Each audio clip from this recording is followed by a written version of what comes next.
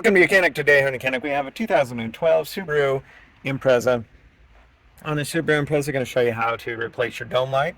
This is the light that's in the center of your vehicle that basically illuminates the back seats and the middle of the car.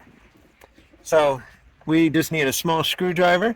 You'll see if you look at this, this is where the clips are on the back side, and then we have the little indents on the front.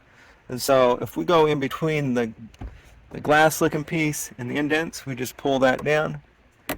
Same thing with this one.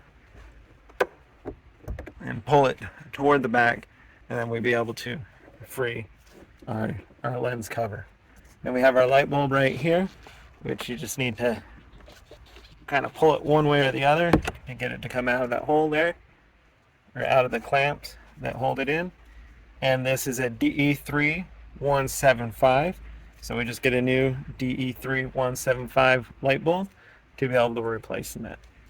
And then you just line it up, press it straight up, double check that it works before you put everything back together. And now you take it down from the front side, and when you put it back in, put that front side in, and then snap the back in.